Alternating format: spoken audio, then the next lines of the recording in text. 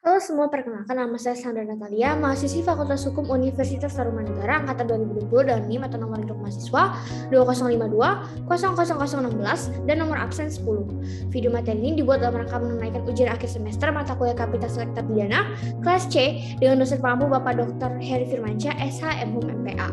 Selain itu, video ini juga dibuat dengan tujuan untuk mengedukasi masyarakat umum dan membahas secara lebih dalam lagi terkait materi yang akan dibahas kemudian.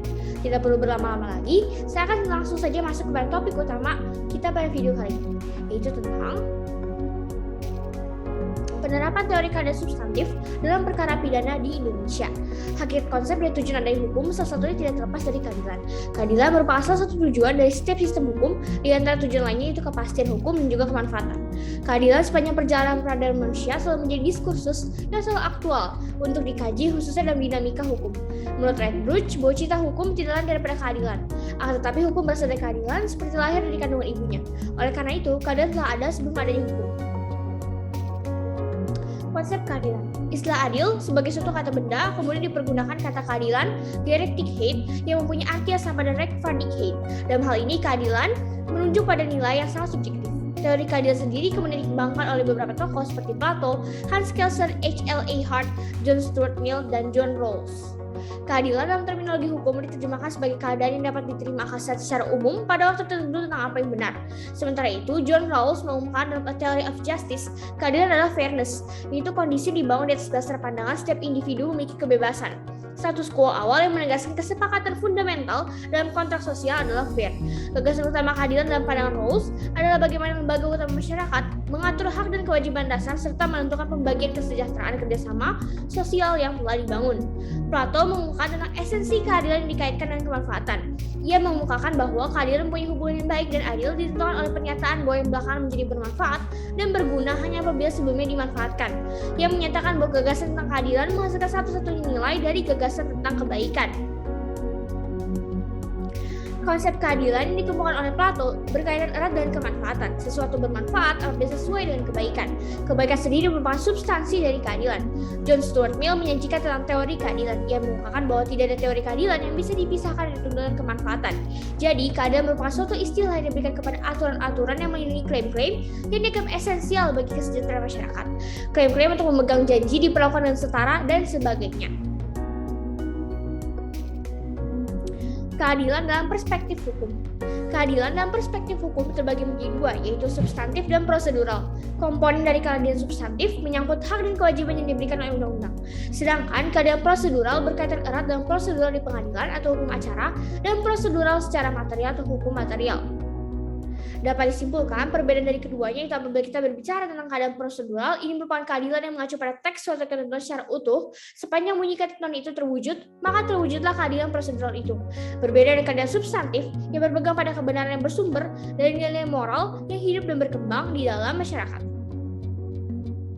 Mengulik lebih dalam lagi tentang keadaan substantif dalam hukum yang mana antara hak dan kewajiban keberadaannya itu haruslah proporsional. Dalam artian tidak adanya kesenjangan antara dua komponen tersebut. Proporsionalitas ini adalah landasi pemikiran bahwa setiap manusia memiliki derajat yang sama dalam kehidupan sehingga berhak memperoleh keadilan tanpa adanya diskriminasi.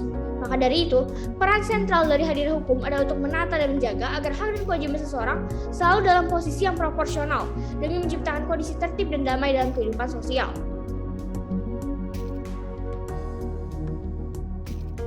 Keadilan substantif sebagai kontrol hukum terhadap putusan SP3 dalam perkara korupsi. Secara etimologi, kata korupsi berasal dari bahasa Latin corruptio atau corruptus. Kata corruption ini berasal dari kata asal cornper, suatu bahasa Latin yang lebih tua. Dari bahasa Latin tersebut kemudian diserap oleh beberapa bahasa Eropa seperti di Inggris menggunakan kata corruption dan corrupt, dan bahasa Belanda atau korupsi. Kemudian dari bahasa Belanda tersebut kata itu turun ke dalam bahasa Indonesia menjadi korupsi. Syed Hussein Alatas dan Ong Hok Ham mendefinisikan korupsi berupa penyelewengan uang negara, pungutan liar atau pemerasan, uang pelicin, menarik keuntungan dari wewenang. Istilah korupsi yang telah diterima dalam perbendaharaan kata bahasa Indonesia itu disampaikan oleh Purwardarminta dalam Kamus Umum Bahasa Indonesia. Korupsi adalah perbuatan yang buruk seperti penggelapan uang, penerimaan uang sogok, dan sebagainya. Dalam Black Law Dictionary, pengertian dari korupsi adalah suatu perbuatan yang dilakukan dengan maksud untuk memberikan suatu keuntungan yang tidak sesuai dengan kewajiban resmi dan hak-hak dari pihak-pihak lain. Secara salah menggunakan jabatannya atau karakternya untuk mendapatkan suatu keuntungan untuk dirinya sendiri atau untuk orang lain, bersamaan dengan kewajibannya dan juga hak-hak dari pihak lain. tindak pidana korupsi. Diatur dalam Undang-Undang Nomor 31 Tahun 1999, Junto Undang-Undang Nomor 20 Tahun 2001 tentang pemberantasan tindak pidana korupsi atau UU Tipikor. Tindak pidana korupsi sendiri terbagi dalam 7 kelompok, yaitu tindak pidana korupsi yang merugikan keuangan negara, tindak pidana korupsi berupa praktek suap penyuap, tindak pidana korupsi berupa penggelapan dalam jabatan, tindak pidana korupsi berupa pemerasan, tindak pidana korupsi berupa perbuatan curang, tindak pidana korupsi berupa benturan kepentingan dan pengadaan, dan juga yang terakhir ada tindak pidana korupsi berupa gratifikasi. Persoalan korupsi merupakan suatu hal yang terus-menerus menjadi suatu permasalahan yang tak kunjung selesai. Posisi koruptor yang pada memanfaatkan berbagai celah dan situasi ini menjadi salah satu penyebab utama maraknya kasus korupsi di Indonesia, serta aturan yang belum menjangkau perilaku kejahatan korupsi tersebut, atau justru malah dari faktor internal dari penegak hukum sendiri yang tidak maksimal dalam melakukan upaya penegakan hukum. Dalam hal ini, pelaksanaan hukum yang baik tetap harus mengacu pada aturan hukum yang ada dan mencerminkan nilai keadilan yang hidup dalam masyarakat. Nah, salah satu upaya hukum yang dilakukan oleh masyarakat selalu korban dalam perkara tindak pidana korupsi dan mengawal kerja pemberantasan korupsi terhadap perkara yang sedang ditangani oleh aparat penegak hukum adalah dengan mengajukan upaya hukum pra peradilan terhadap suatu perkara korupsi yang tidak kunjung mendapatkan kepastian terhadap proses hukum yang berjalan, baik yang ditangani oleh KPK, Kejaksaan, maupun kepolisian. Mekanisme pra-peradilan dalam sistem peradilan pidana. Menurut etimologinya, pra-peradilan sendiri terdiri dari dua suku kata, yaitu pra dan juga peradilan. Kata pra itu sendiri diartikan sebelum, sedangkan kata peradilan diartikan sebagai suatu proses pemeriksaan atas tersangka, saksi-saksi, dan barang bukti oleh pengadilan dalam rangka mencari kebenaran material. Pra-peradilan sendiri bertujuan untuk melindungi hak asasi manusia terhadap kesewenang-wenangan dalam proses penyidikan. Dapat dikatakan bahwa lembaga pra-peradilan merupakan salah satu model pengawasan secara horizontal yang diakomodir oleh KUHAP. Hal ini tergambar dalam pasal 80 KUHAP yang menyebutkan bahwa permintaan untuk memeriksa sah atau tidaknya suatu penghentian penuntutan dapat diajukan oleh penyidik atau penuntut umum atau pihak ketiga yang berkepentingan kepada Ketua Pengadilan Negeri dengan menyebutkan alasannya.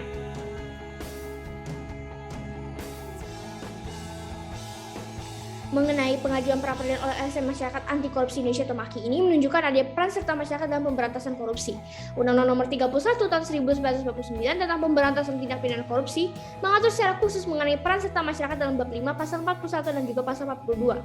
Bahwa masyarakat diberikan peluang oleh undang-undang ini untuk berperan serta. Adapun bentuk dari peran serta dalam penanggulangan tindak pidana korupsi khususnya dalam mengembangkan tindakan pencegahan dan pengawasan yang memajukan a culture of accountability and transparency atau budaya pertanggungjawaban dan juga keterbukaan. Contoh kasus yang pertama adalah BLBI Syamsul Nur Salim. KPK sebelumnya menetapkan Syamsul beserta istrinya Itci sebagai tersangka kasus BLBI pada tahun 2019. Penetapan status tersangka kala itu merupakan pengembangan usai menjerat mantan Kepala Badan Penyiasan Perbankan Nasional BPPN, Syafruddin Arsyad Temenggung. Perkara ini bermula pada tahun 1997 saat Bank Dagang Negara Indonesia atau BDNI milik Syamsul menerima kucuran BLBI dengan dana sebesar 37 triliun rupiah. Pada tahun 1998, BPPN dan Syamsul melakukan penandatanganan atas penyelesaian pengambilan BDNI melalui Master Settlement Acquisition Agreement atau MSAA. Dalam perjalanan tersebut, disebutkan jika BPPN mengambil alih pengelolaan BDNI dan Syamsul sebagai pemegang saham pengendali sepenuhnya bertanggung jawab menyelesaikan kewajiban baik secara tunai atau berupa penyerahan aset. Jumlah kewajiban Syamsul saat ini sebesar lebih dari 47 triliun rupiah, kemudian dikurangi dengan aset sejumlah 18 triliun rupiah, termasuk diantaranya pinjaman kepada petambak sebesar 4,8 triliun rupiah. Aset 4,8 triliun rupiah itu direpresentasikan Syamsul seolah-olah sebagai piutang lancar dan tidak bermasalah. Namun setelah dilakukan financial due diligence dan legal due diligence, disimpulkan aset tersebut tergolong macet sehingga dipandang menjadi terjadinya misrepresentasi. Namun begitu, pada tahun 2004, Kepala BPP saat ini Syafruddin justru menerbitkan surat keterangan lunas atau SKL kepada Syamsul. Hal ini kemudian berdampak pada hak tagih atas utang petambak menjadi hilang atau terhapus. Pada saat ini diketahui KPK telah menghentikan penyidikan perkara kasus BLBI tersebut dengan alasan bahwa hal ini telah sesuai dengan ketentuan pasal 40 UU KPK sebagai bagian dari penegak hukum yang dalam setiap penanganan perkara akan selalu mematuhi aturan hukum yang berlaku.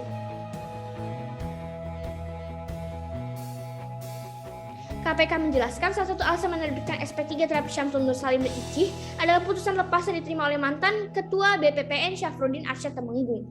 Atas putusan tersebut, KPK telah mengajukan upaya hukum luar biasa berupa PK, namun ditolak oleh MA berdasarkan surat MARI tanggal 16 Juli tahun 2020. Kemudian MAKI mengajukan gugatan pra-peradilan terhadap KPK terkait SP3 kasus BLBI.